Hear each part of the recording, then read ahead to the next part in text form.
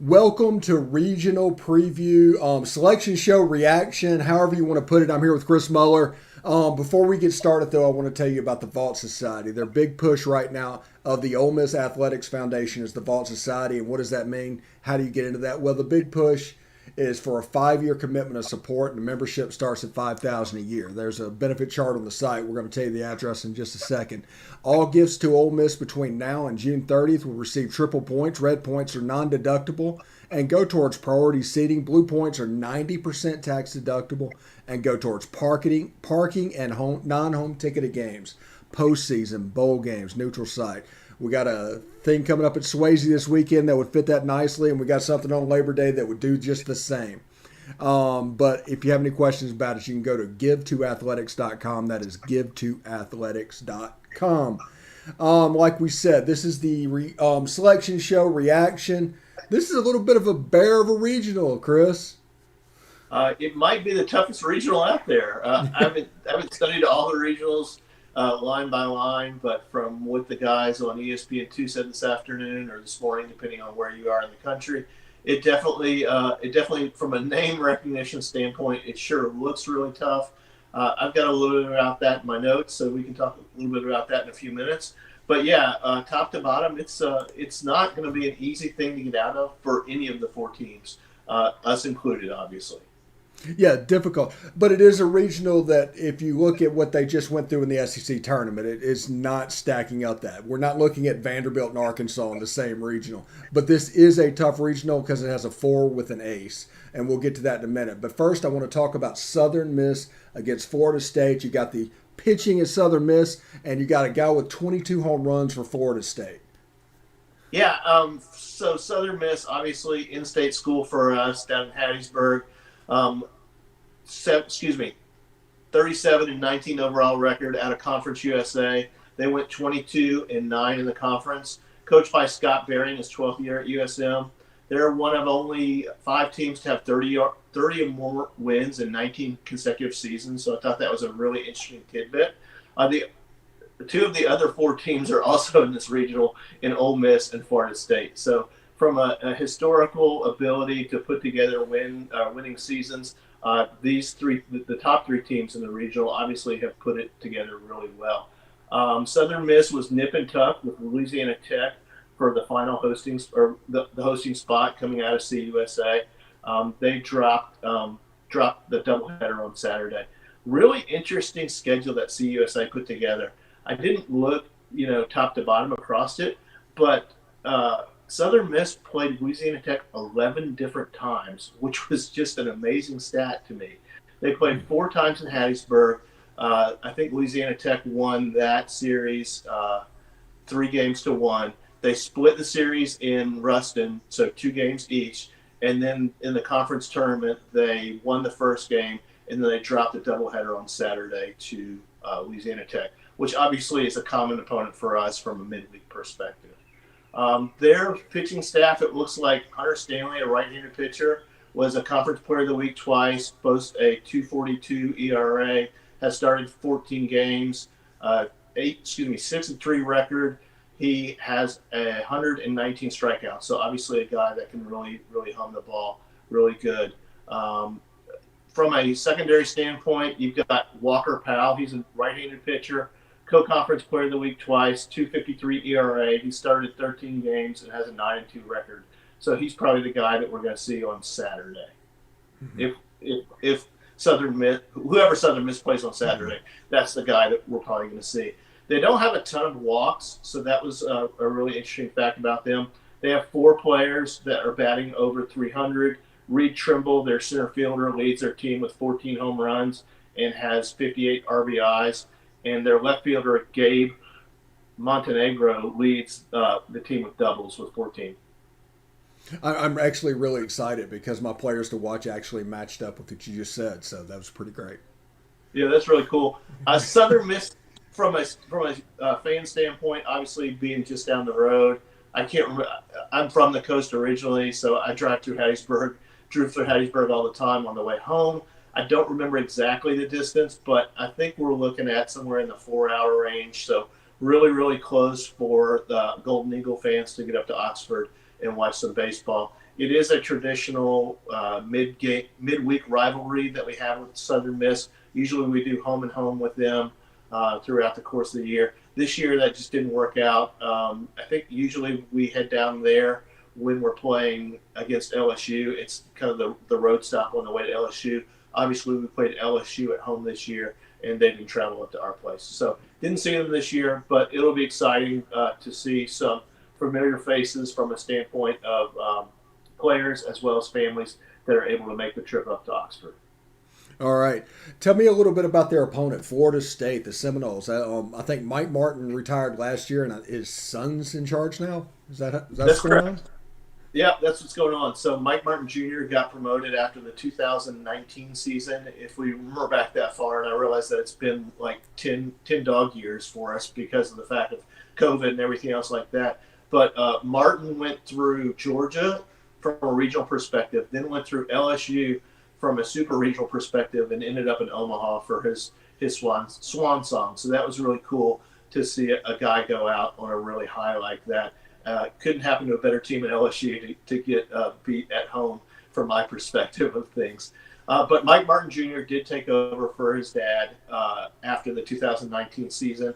They have an overall record of 30-22, conference record of 20-16. They're a school that has 42 straight seasons with 40 or more wins.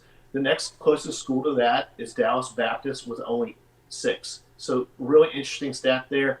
Obviously, if you look at 30 wins currently, it's going to take a trip to Omaha for them to get to 40. I don't see that in their future, but baseball's a crazy game, and we'll see what happens. Expect Florida State from a pitching perspective to go with a lefty named Bryce Hubert, a righty named Connor Grady, and a lefty named Parker Mesnick. I want to talk about Mesnick first. He leads the staff with 121 strikeouts, has a 3.32 ERA, and 23 walks allowed. But what really impressed me about Mesnick is he's also a hitter. He was awarded the John Olerud Two-Way Player of the Week award March 16th through the 21st when he went 5 for 17, 4 RBIs. And he also threw 6.2 innings, struck out 10, and allowed just a run at Miami. So really interesting guy there. Hubert, from a going back perspective, his record is 6-5 with just a touch lower than a 4 ERA, 92 strikeouts, 27 walks. And Grady comes in with a 3.90 ERA, 5.2 record, 93 strikeouts, and 18 walks. Man, to see Florida State with only 30 wins, so a team, as you showed, just traditionally dominant. This is obviously a rebuilding year. What caused them? What was their fatal flaw that led to 30-22, so to speak? I think we'll talk. I think it's a little bit of their hitting. Actually, they've only got, I believe it's 1 or 2 guys that hit over 300. But those 2 guys are really strong, so it's really a perplexing puzzle to me. Matthew Nelson is a possible Golden Spikes Award recipient this year. He leads the country with 22 home runs and ranks in the top 5 in RBIs with 64 and a solid slugging percentage at 777, which is one of my favorite numbers, being a little bit of a gambler. Another player to watch is Elijah Cabell with 14 home runs and 39 RBIs, as well as Robbie Martin. He's driven in he's driven in 49 runs and also has 10 home runs. My note here is don't let the name on the front of the jersey fool you. They are a team that's won 30 games. So don't let Florida State really be an intimidating factor for either us as fans or for the players on the other side of the dugout. Yeah, if you take away the number 4 seed Ace, Florida State is a true number 3 seed. That there's no argument for them to be higher. And Southern Miss is kind of close to us, but we're down in the national seed with a 12 seed, so it should be pretty close. It came out about right. It did. I was a little disappointed in the 12 seed. I was hoping for more on a 10 or 11 standpoint, but I mean, you're really splitting hairs at that point in time. Uh, there are a lot of people that didn't want to go to Starkville. I kind of was looking forward to that if that was possible. Or I'm from Arlington, so I was really hoping that we would get the opportunity to play Texas Christian and I could sleep in my own bed in 2 weeks. But that didn't happen. So I'm now a Oklahoma State Cowboy fan this weekend as well. Saw that indeed. Okay, we go to the Ole Miss Southeast Missouri game that night at Friday night at 7 o'clock on ESPN3. That means it's a stream. Everybody, go to ESPN and stream it. But you look at SEMO, they have, I think, I can't remember his name. His last name's Dodd, Dylan Dodd, right? That's correct. He's a legit ace. He's a little bit of an older pitcher. He's like 23 years old. So he's not as much of a pro prospect, but he has a chance to really shut you down. He held Arkansas to 2 runs. Yeah, he did get an opportunity at Arkansas. He was the Ohio Valley Pitcher of the Year this year. He comes in boasting a 9-1 record, which is obviously really good. He has 113 strikeouts in 90 innings pitched, just a shade over 90 innings pitched, and he doesn't walk very many people. He's only walked 14 people in those outings. So look for him to come up. He's going to get guys to swing and miss at balls, or try to get guys to swing and miss at balls. So it'll be really interesting to see what he's able to do on a SEC lineup. As the Ohio Valley Conference tweeted out, this is not the first time that our Ohio Valley team has been sent to Oxford. I look for a different result this year. I don't think this is a Tennessee Tech situation. From a secondary pitching perspective, their secondary pitcher is Bryce Grocius, I believe is how you pronounce his name. He has a 4-2 record, 52 innings pitched, and averages just over a strikeout per inning. And their third guy, if they were to get that far, is Noah Niznik, and he's the second most innings pitched on the squad at 55, but only has 2 wins and 8 decisions. So not really too much success in that category from a winning perspective. Their coach. Yeah, I was going to say, whenever Dylan Dodd doesn't pitch, they're basically a 500 baseball team. And Austin Peay in his last outing put 6 runs on Dodd. Yeah, at best, I think. And, I'm really hopeful that our batting lineup is able to get to him really early, and let's see what they have in the pen and go from there. From a coaching perspective, they won the Ohio Valley Conference, so you can expect that their coach was named Coach of the Year. Andy Sawyers is in his 5th year, played at Nebraska. And then their 2 main hitters are Tyler Wilbur and Jevin Mason. Wilbur leads the team with 49 RBIs, a .560 slugging percentage, and a .398 batting average. And then Mason follows Wilbur nicely at a .371 batting average. From there, though, it's kind of ugly for the Red Hawks. They go below 300 for everybody else on their team. They do have one player with double-digit home runs, and Wade Strauss with 14 long balls on the year. Yeah, he's a good player. They're dangerous, but like I said, once you get to the NCAA tournament, there's a lot of people that are upset, and there's a narrative of like John Cohen being on the selection committee. But this to me looks like a normal regional. Now, it could be something like the Starkville regional that looks lighter than it is, but those teams can probably really play. Anybody you play here is going to be good.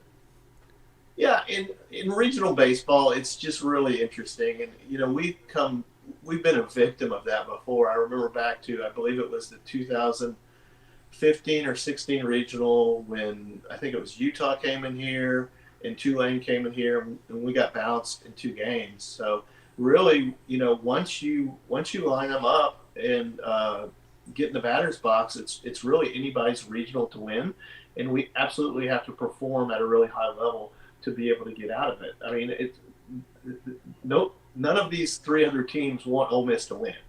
They all want to go to next weekend just as bad as we do. So we're going to have to perform, bottom line. What do you think about the partner regional being the Tucson regional? There are a lot of people that like it. I have not done a whole lot of research on Arizona, only to find out how big their stadium is. It is a nice big stadium, so if we do get the opportunity to go out there, there'll be plenty of room for fans. It seats about 9,500. It'll be hot out there. but besides that, I haven't done a whole lot of research. I am, like I said earlier, I am an Oklahoma State fan. I do think that Oklahoma State has the ability to come out of that regional. They went all the way to the Big 12 championship game yesterday and went toe-to-toe with TCU. So, and I believe Kyle Peterson mentioned that was one of his teams to watch from a non-number one seed perspective this morning. So I'm hopeful that, we're able to get the job done. Oklahoma State's able to get the job done. And we can invite the Cowboys to our house and give them a little bit more of what we've given them in the past in football bowl games and women's national golf championship matches. Exactly. And anytime I picture Oklahoma State in college baseball, I picture Pete Incaviglia hitting moonshots and Robin Ventura always on base. That's what I picture from Oklahoma State baseball. Yeah, we'll have to wait and see what they're able to do in Arizona, and obviously do the scouting report and see what it turns out to look like. All right, and obviously this isn't the preview. We're going to do that Friday morning like we always do, everybody. But I do want to touch a little bit on Ole Miss and get a little predictive nature. What do you think about the pitching rotation going through? What do you think is going to happen? Yeah, Mike was not willing to release that this morning. Shocking.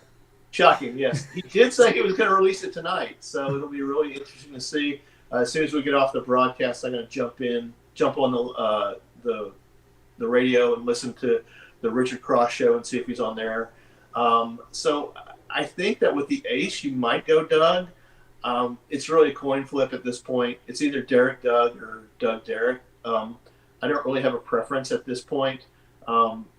If you're asking me for a prediction, though, I'm going to go with McKazy on Friday night. I think so. The team plays with a little bit more swagger when it starts off behind him, but it's almost like getting off on a good foot. You've seen it the last few weekends, and he gives that. And even if it's a 4 seed, both of the 2 and the 3 have to use their ace in that game. And so it's a 2v2 game moving on after that. No doubt. And I think this past week we've learned that our pitching staff can go toe-to-toe with pretty much anybody, not just from a pitching perspective, but from a really quality lineup perspective in Vanderbilt and Arkansas.